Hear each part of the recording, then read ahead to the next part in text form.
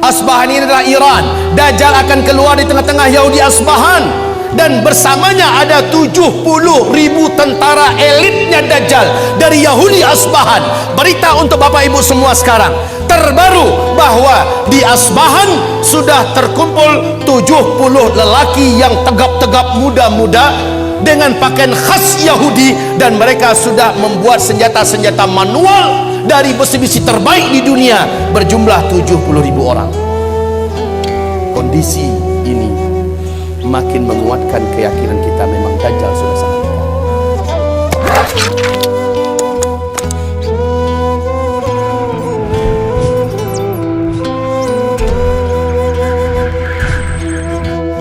Bayi ini dapat berbicara dengan bahasa Arab Fusha 1 kali sebaik dia baru saja keluar, baru saja lahir dia berbicara. Habis itu dia normal seperti bayi-bayi pada umumnya. Apa kata bayi laki-laki ini? Berbicara dengan bahasa Arab yang fasih. Dia berkata, tolong terjemahkan kalau ada yang tahu. Ana rajulun sayaqtuluni dajjal wala yaqtulu ba'di ahadan abada au kama qala. Ada yang bisa menerjemahkan? Hah? Bilang saja enggak ya. Oke, sama-sama kita terjemahkan. Ana apa? Itu bisa. Rajulun, seorang lelaki. Sayaqtuluni dajjal, yang nanti akan dibunuh oleh Dajjal. Wala yaqtulu ba'di ahadan abada. Setelah saya, Dajjal tak sanggup membunuh siapapun saja lagi selama-lamanya. Kemudian dia normal menjadi lelaki, bayi pada umumnya. Jika berita ini betul-betul terjadi, kalau beritanya benar, saya sudah menyaksikan sendiri di TV-TV Arab, pernah di YouTube juga masih ada disimpan, filenya masih bisa kita tonton Pak ya. Cuma jika berita ini benar, semakin menguatkan bahwa Dajjal memang sudah saatnya keluar. Yang sangat menakjubkan, Dajjal nanti akan keluar, kata Rasulullah sallallahu alaihi wasallam, di tengah-tengah kaum Yahudi Asbahan. Asbahan ini di mana? Iran. Asbahan ini adalah Iran. Dajjal akan keluar di tengah-tengah Yahudi Asbahan, dan bersamanya ada 70.000 tentara elitnya Dajjal dari Yahudi Asbahan. Berita untuk Bapak Ibu semua sekarang terbaru bahwa di Asbahan sudah terkumpul 70 lelaki yang tegap-tegap muda-muda dengan pakaian khas Yahudi, dan mereka sudah membuat senjata-senjata manual dari besi-besi terbaik di dunia berjumlah 70.000 orang. Kondisi ini makin menguatkan keyakinan kita memang Dajjal sudah sangat dekat. Oke, kalau berita tentang bayi yang di Palestina bisa jadi itu di karang-karang, anggaplah, walaupun ini yang diwawancarai adalah tokoh-tokoh masyarakat Palestina, para masyayikh, syekh-syekh, orang-orang tua di sana, ditanya mereka seluruhnya, mereka membenarkan kejadian itu, dan bayi ini disembunyikan, disimpan, dan sekarang usianya berarti sudah belasan tahun. Jika ini hak, jika ini benar, maka semakin menguatkan. Jika ini bohong, palsu, bisa jadi ya, bisa jadi ini di karang-karang. Tapi siapa yang dapat menyembunyikan fakta Danau Tiberias? Siapa yang dapat menyembunyikan dan menutup-nutupi fakta mengeringnya Danau Tiberias di Israel hari ini? Siapa yang dapat menyembunyikan fakta berhentinya berbuah kebun kurma Baisan yang selama ini tidak pernah berhenti berbuah? Hari ini sudah. Subhanallah. Kaum muslimin, sangat dekat Dajjal ini akan keluar. Dajjal berapa lama? Enggak lama. Kata Rasulullah hanya 40 hari. Setelah dia lepas, dia hanya berumur 40 hari. Satu harinya yang pertama kamu hitung 1 tahun. Satu hari kedua kamu hitung 1 bulan. Satu hari ketiga kamu hitung 1 minggu. Hari-hari yang tersisa yaitu 37 sama dengan hari-hari kamu biasa. Maka kalau di total setahun 2 bulan 2 minggu saja, Dajjal pun habis. Siapa yang menghabisinya? Inilah tanda besar kiamat yang ketiga.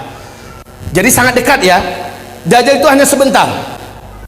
Yang ketiga adalah turunnya Nabi Isa alaihi salam. Turunnya Nabi Isa alaihi salam. Di mana turunnya? Di Suriah, di Damaskus, di Masjid Putih yang ada menara putihnya. Dan menurut Syekh Al-Hafiz Ibnu Katsir, dianya adalah di Masjid Jami' Amawi, masjid peninggalan dinasti Bani Amawiyah yang ada menara putihnya, dan itu di Damaskus. Masjid itu sampai hari ini masih utuh, menaranya masih oke. Allahu Akbar. Jadi Nabi Isa turun nanti di Masjid Jami' Amawi, bukan Isa Habibullah yang di Jombang. Ngaku-ngaku Nabi Isa. Kalau ngaku Nabi Isa, tolong suruh cari Dajjal, karena kerjaan Isa yang pertama membunuh Dajjal. Nah ini kaum muslimin, ketika Isa turun, khalas. Perlu diingat, Al-Mahdi terkepung. Al-Mahdi itu, ini Al-Mahdi kan menjadi raja, menjadi khalifah di sini. Dia keluar setelah Dukhan. Ini Al-Mahdi. Dari sini Al-Mahdi menyatukan dan memimpin seluruh umat Islam sedunia menghadapi hari-hari berat sampai dia ditolong dan dikuatkan oleh Isa alaihissalam. Lalu setelah melewati fase tanda besar kiamat yang keempat, masuklah masa-masa aman. Al-Mahdi menjadi khalifah di sini. Jadi kaum muslimin yang kami muliakan, Al-Mahdi sedang dikepung oleh Dajjal. Dajjal sudah selesai menaklukkan seluruh dunia. Dajjal sudah selesai memurtadkan banyak manusia. Dajjal ibadallah yang kami mengepung Al-Mahdi. Al-Mahdi sudah berhari-hari dengan orang-orang beriman terkepung. Dajjal dengan bala tentaranya di luar dah siap untuk mencincang Al-Mahdi dan orang-orang beriman yang ada bersama Al-Mahdi. Isa turun di waktu subuh. Saat itu kumandang azan dan udah qomat. Al-Mahdi maju ke depan. Tiba-tiba seluruh mata tertatap ke arah langit. Satu titik cahaya yang indah turun. Dua malaikat dengan bersayap sedang turun di tengah-tengahnya Nabi Isa, dan Nabi Isa meletakkan kedua telapak tangannya di atas bahu masing-masing. Turun dengan indahnya. Rambut Isa sebahu panjangnya, seperti orang baru mandi basah. Menetes-netes kelihatan. Wajahnya sangat rupawan dan sangat membuat orang jatuh cinta. Isa sangat indah. Turun. Ketika Isa turun, dua malaikat kembali naik. Al-Mahdi langsung mundur mempersilahkan Nabi Isa untuk menjadi imam sholat subuh. Isa menolak. Tidak, iqamat tadi untuk engkau, sekarang adalah masanya engkau memimpin, saya hanya pendamping engkau. Majulah, imamlah. Al-Mahdi pun menjadi imam. Selepas sholat subuh, mereka berzikir. Saat matahari terbit, gerbang masjid dihancurkan oleh Dajjal. Dajjal dengan penuh sombong dan angkuh dengan bala tentaranya yang elit sudah siap untuk menghabisi orang beriman yang ada di dalam. Tapi sayang, yang paling ditakutkan oleh Dajjal sudah turun. Nabi Isa berdiri, langsung berhadap-hadapan dua tokoh legendaris akhir zaman ini. Isa melihat Dajjal, Dajjal melihat kepada Isa, melulung Dajjal di tempat. Melulung kesakitan seperti orang sakaratul maut. Sebab apa? Ada kekuatan yang diberikan oleh Allah kepada Isa yang menyebabkan Dajjal tidak mampu bertahan. Dajjal meleleh, kata Rasulullah, seperti melelehnya garam yang dimasukkan ke dalam air yang panas. Wallahi, kata Rasulullah, kalau Dajjal bertahan di tempat berdirinya, pasti dia sudah akan menjadi cairan di lantai. Tapi Dajjal langsung lari dengan kekuatan yang dimilikinya, langsung menghilang. Tapi qadarullah, Isa Allah berikan kemampuan di atas Dajjal. Di mana saja Dajjal lari, kemana saja, Isa udah nunggu di situ. Hah? Mau kemana boy? Lari kemana saja udah ditunggu oleh Nabi Isa. Terakhir di pintu Lud, Dajjal dibunuh oleh Isa. Pintu Lud ini di Palestina, ya, di Palestina. Saat Dajjal muncul di pintu Lud di Palestina, saat itulah Isa menghunjamkan tombak yang ada di tangannya. Jeritan kematian Dajjal terdengar di santero bumi. Setelah itu darah Dajjal dinampakkan kepada Al-Mahdi dan orang beriman serta orang Yahudi melihat Isa mengangkat tombak itu tinggi-tinggi. Dajjal sudah mampus. Orang beriman bertakbir, Allahu Akbar, Allahu Akbar. Orang Yahudi yang ada lepaskan senjata-senjata mereka. Seluruhnya udah senjata manual ya. Ingat, saat kejadian Dukhan sampai ke sini sudah manusia udah nggak ada teknologi. Orang udah kembali kepada zaman manual. Baik kaum muslimin yang kami muliakan, akhirnya Yahudi lari kemana-mana, sembunyi menyelamatkan nyawa di mana-mana. Alam ketika itu sudah Allah izinkan berbicara. lobang tempat Yahudi bersembunyi berbicara, hai Muslim, sini ada Yahudi sembunyi di dalam lubang saya nih, sini tangkap dia, uqtulhu, bunuh dia. Kalau kata orang Curug Bengkulu, konoh. Kalau kata orang Minang, dabiahnya, habisin. Sembunyi di balik tembok, tembok bicara, beritahu di mana orang Yahudi. Sembunyi di balik pohon, pohon bicara, ya Muslim, ta'al hadha Yahudiyun warai, ta'ala faqtulhu, bunuh dia. Illal gharqad, kecuali pohon gharqad, fa innaha syajarul yahud, sesungguhnya gharqad adalah pohonnya Yahudi. Hanya pohon gharqad yang diem. Ternyata lebih 12 tahun yang lalu, hampir masuk tahun ke-13 sekarang, Rabi Yahudi telah mewajibkan Perdana Menteri yang menjabat Perdana Menteri di Israel wajib menanam pohon gharqad. 2 juta batang pohon star dimulai ditanam di Israel.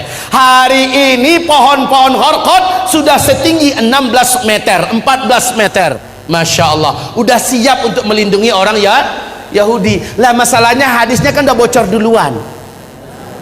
Orang beriman kan udah tahu kemana Yahudi sembunyi terakhir, ya kan? Mereka tinggal bawa senjata ke kebun pohon gharqad. Lihat, ada kutu satu sembunyi, ceklek mati. Kemana-mana sembunyi Yahudi, pap, pap, habis Yahudi, habis. Isa langsung mengumumkan salib adalah batil. Maka orang-orang Nasrani berbondong-bondong masuk Islam. Terjadilah tanda besar kiamat yang keempat. Langsung lepasnya bangsa paling kejam, paling buas, paling brutal, paling jahat, tak terkalahkan, dan jumlah mereka menyelimuti seluruh permukaan bumi, Ya'juj dan Ma'juj. Jumlah mereka kata Rasulullah dalam 1000 manusia. Apa? Aduh, mau lepas jantung saya. 10 menit lagi. Sambung part yang kedua atau waktu kapan? Ini waktunya 30 menit lagi. Sebelum akan. Ini memang benar Bapak Ibu, ini baru setengah sesi, baru setengah, ya. Nggak terasa udah hampir 2 jam kan? Tapi kalau ada punya helikopter boleh antar kesempatan. Baik Bapak Ibu yang kami muliakan, kita lanjutkan. Kita nikmati yang 10 menit ini. Gimana Pak? Tinggal waktunya 10 menit, mungkin sambil tanya jawab. Langsung saja atau proses? Nggak usah. Ya, Bu, jangan marah ke saya, Bu. Di Bandung ini pesawat satu-satunya hanya jam 12 lewat 55 ke Padang. Ya, masih lama. Iya, pas jam 12 aja lah saya pulang ya. Habis itu kata Ustaz Rijal, pakai helikopter antarin saya pulang. Baik. Kita teruskan. Baik hamba-hamba Allah, ini menandakan akan ada pertemuan kedua. Ini menandakan akan ada pertemuan kedua, insya Allah. Mari kita lanjutkan. Sebentar, kita nikmati yang 10 menit nih. Ayo fokus, kembali fokus. Baik, kaum muslimin yang kami muliakan, Ya'juj dan Ma'juj ini jumlahnya kata Rasulullah, seluruh daratan gurun Sahara dan tanah yang seluas-luasnya di Jazirah Arab, di negeri Syam, Khurasan, ya, seluruhnya akan tertutupi oleh banyaknya jumlah Ya'juj dan Ma'juj. Ya'juj Ma'juj ini adalah anak cucu Adam juga, manusia, tetapi yang ditaklukkan oleh Iskandar atau disebut dengan Dzulqarnain, Iskandar yang agung. Kaum muslimin, setiap 1000 manusia jumlah mereka 999 orang. Satunya adalah kamu. Saking banyaknya sehingga Allah mengatakan, hai Isa, hari ini tidak ada yang mampu mengalahkan Ya'juj dan Ma'juj. Bawalah hamba-hambaku bersamamu, bawalah mereka lari ke atas gunung Tursina. Saat orang-orang beriman bersama Nabi Isa Al-Mahdi sampai di atas gunung Tursina, apa yang terjadi berikutnya? La haula wala quwata illa billah. Allah gaibkan mereka dari jangkauan Ya'juj dan Ma'juj, sebagaimana selama ini Ya'juj dan Ma'juj digaibkan oleh Allah sehingga tidak mampu menembus kehidupan sebelum waktunya. Kaum muslimin yang kami muliakan, singkatnya Allah yang hancurkan Ya'juj dan Ma'juj. Sehabis itu baru manusia masuk masa-masa aman.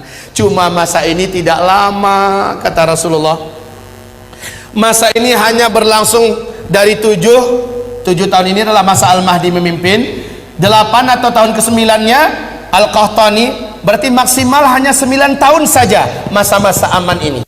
Khilafah tegak itu nggak lama, nggak pakai ribuan tahun lagi, nggak pakai ratusan tahun, tapi hanya paling lama 9 tahun. Di sini jumlah laki-laki 1 berbanding 50 wanita. Kemana perginya kaum laki-laki? Di sini banyak Allah cabut nyawa lelaki di muka bumi ini.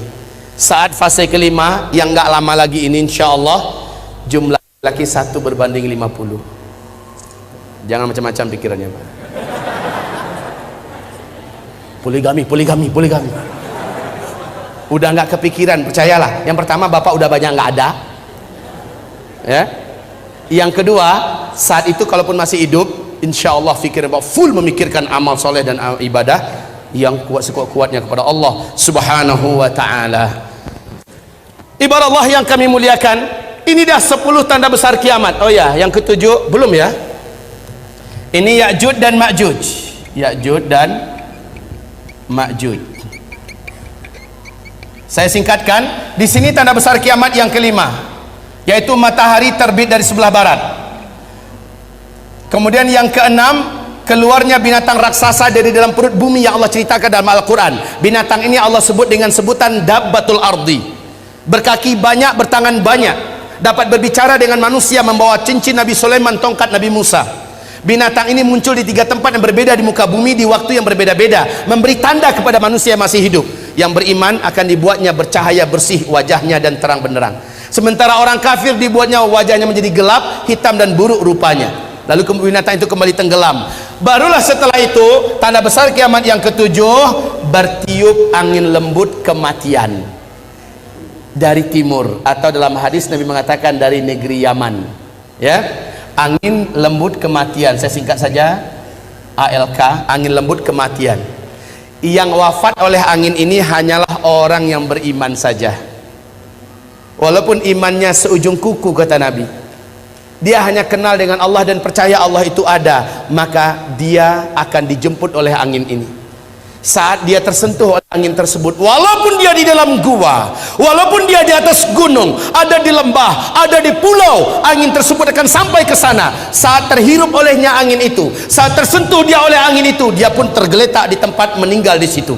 Serentak satu muka bumi umat Nabi Muhammad meninggal dunia. Inilah tanda besar kiamat yang ketujuh. Tanda besar kiamat yang ke-8, 9, 10, insya Allah sudah tidak ada lagi orang Islam yang menyaksikannya. Maknanya kiamat besar, kehancuran alam semesta tidak akan pernah disaksikan oleh umat Islam, alhamdulillah, kecuali orang Islam yang gagal menyelamatkan imannya ketika Dajjal keluar. Peluang ini akan ditemukan, mungkin ada. Apa tanda besar kiamat yang ke-8? Yaitu tenggelamnya seluruh daratan bumi di sebelah timur, Australia, New Zealand, Indonesia, Malaysia, Brunei, Singapura, Thailand, Filipina, Jepang, Cina, India, Pakistan, yang seluruh negeri Asia Tengah, bahkan Rusia tenggelam seluruhnya masuk ke dalam bumi. Tanda besar kiamat yang ke-9 langsung menyusul, seluruh daratan bumi sebelah barat tenggelam masuk ke dalam laut, yaitu Brasilia, Amerika Serikat seluruhnya, Afrika, Eropa, ya, seluruhnya, Suriname tenggelam masuk ke dalam laut. Yang tersisa adalah satu ketul bumi, ya. Yang tersisa adalah satu daratan bumi yang ada di timur tengah. Nah, inilah dia, Jazirah Arab dengan Syam. Hanya ini yang tersisa. Jazirah Arab ini adalah Yaman. Ini adalah Yaman, daratan paling bawahnya. Kata Rasulullah, tanda besar kiamat yang ke-10 adalah dari daratan negeri Yaman, dari dalam perut buminya muncul api yang teramat sangat besar dan kuat, panas setinggi-tinggi gunung, dan paling rendah itu setinggi bukit. Api ini muncul yang menyebabkan orang-orang yang masih hidup di daerah ini kepanasan, dan seolah api ini akan mengejar mereka. Mereka lari sekencang-kencangnya menuju ke Syam. Saat seluruh manusia sudah bersatu dan berkumpul seluruhnya di negeri Syam, barulah malaikat Israfil meniup sangkakala yang pertama. Kiamat besar dimulai. Untuk pemberitahuan kepada Bapak Ibu, buka YouTube, lihat di Yaman hari ini sudah ada satu fenomena alam yang menakjubkan dan menakutkan. Sudah ada satu kawasan area yang panas seperti di seperti lumpur Sidoarjo. Panas, tapi bukan lumpur yang keluar. Saat didekati oleh para pakar dan ahli bumi, ditemukan banyak lubang-lubang dan rekahan tanah. Dilihat dari dekat, ternyata di dalam lubang itu ditemukan gelombang tekanan api yang lahap-melahap antar sesatu dengan yang lain. Sudah mulai Allah lakukan start pemanasan. Isyarat bagi manusia udah dekat loh. Tanda ke-10 kiamat, tanda besar kiamat yang ke-10, sudah Allah nampakkan isyaratnya sekarang. Memang belum keluar apinya, tetapi sudah ditemukan sumber energi api itu, yang sampai hari ini belum dapat diputuskan berapa kekuatan daripada energi api yang ada dalam perut bumi di negeri Yaman, yang hari ini sudah mulai ditemukan. Kaum muslimin, sudah sangat dekat. Apabila ini saya sampaikan, karena waktunya sudah habis, apabila ini saya sampaikan, masih ada setengah lagi ya, masih ada setengah lagi. Dan ini yang terpenting, ini sengaja saya kosongkan, padahal disinilah uraian yang paling strategis. Inilah yang paling inti. Saya berharap jika umur kita tidak panjang, ini ada kaset di luar, bisa dilihat. Kemudian jika tidak ada, di YouTube, tulis saja nama saya Zulkifli Muhammad Ali. Tapi ya, sengatan dan energi yang mengalir ketika mendengar langsung macam ini beda dengan nonton YouTube. Setidaknya saya bersyukur pada Allah, sudah banyak yang Allah turunkan hidayah ke hatinya selepas mendengarkan ini. Sudah banyak yang mengalami perubahan, baik remaja, lelaki, wanita, tua, muda, banyak yang telah diberi oleh Allah hidayah. Kaum muslimin, saya menyampaikan ini bukan untuk membuat semangat hidup bapak ibu jadi kendor, pulang-pulang udah kayak gini bahunya. Bukan, saya ingin setelah mendengarkan ini bersikaplah seperti para sahabat. Sahabat setelah mendengarkan uraian akhir zaman dari Rasulullah, mereka bersikap sangat menakjubkan. Kalau begitu, waktu sudah tidak lama lagi tersedia.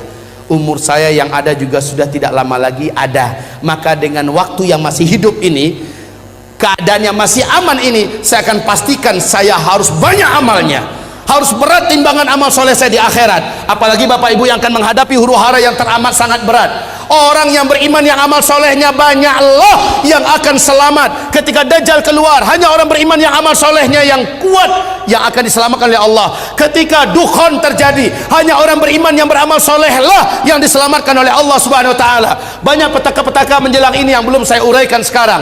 Hanya orang beriman yang beramal soleh. Wahai tuan-tuan yang mulia, wahai bapak ibu sekalian yang saya cintai, mendengarkan uraian ini berkatlah saya harus berubah. Saya harus menjadi lelaki yang lebih soleh, suami yang lebih bertanggung jawab, orang bekerja yang lebih jujur dan lebih amanah. Jangan sampai mendengarkan pengajian ini langsung buat resign, surat pengunduran diri, mengingat, menimbang dan memutuskan.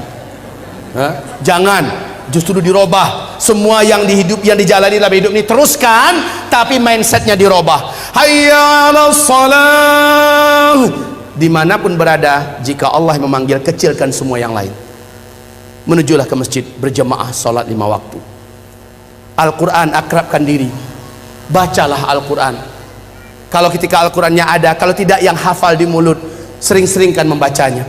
Hafalkan dari sekarang surat Al-Kahfi, 10 ayat pertama atau 10 ayat terakhir, karena ayat ini menjadikan kita tidak mampu ditembus oleh Dajjal, baik sihirnya, kekuatannya, dan bahkan kita tidak akan nampak oleh Dajjal kalau kita membaca surah Al-Kahfi. Sebab Allah melindungi pemuda-pemuda Kahfi dari incaran dan kejaran penguasa zalim. Allah lindungi mereka, makanya dijadikan surah Al-Kahfi surat yang harus dihafal.